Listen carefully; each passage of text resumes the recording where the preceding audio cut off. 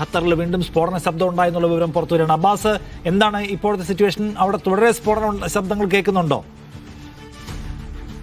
ഖത്തറിൽ തുടർച്ചയായിട്ട് മിസൈലുകൾ ഇന്റർസെപ്റ്റ് ചെയ്യുന്ന ഒരു സാഹചര്യമുണ്ട്. നമ്മൾ അതിൻ്റെ ശബ്ദങ്ങൾ കേൾക്കുന്നുണ്ട്.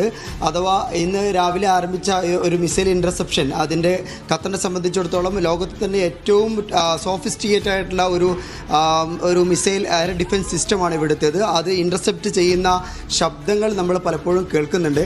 ഏതായാലും വലിയ പരിഭ്രാന്തിയൊന്നും നിലവിൽ ഇവിടെ ഇല്ല എന്നുകൂടി നമ്മൾ ഇതോട് ചേർത്ത് വായിക്കേണ്ടതുണ്ട്. ആഭ്യന്തര മന്ത്രാലയവും അതുപോലെ പ്രതിരോധ മന്ത്രാലയമൊക്കെ ആളുകൾക്ക് സുരക്ഷാ മുന്നറിയിപ്പുകൾ നൽകുന്നുണ്ട്. അതിൽ പ്രധാനപ്പെട്ടത് ഇവിടെ ജാഗ്രത പാലിക്കണം, പരമാവധി അകത്ത് തന്നെ ഇരിക്കണം എന്നുള്ളതാണ്. അതോടൊപ്പം തന്നെ ഏതെങ്കിലും തരത്തിലുള്ള മിസൈലിൻ്റെ അവശിഷ്ടങ്ങൾ കിട്ടിയാൽ അത് യാതൊരു തരത്തിലും അതിനെ തൊടാനോ അതോടുകൂടി അതിൻ്റെ അടുത്തേക്ക് പോകാനോ പാടില്ല.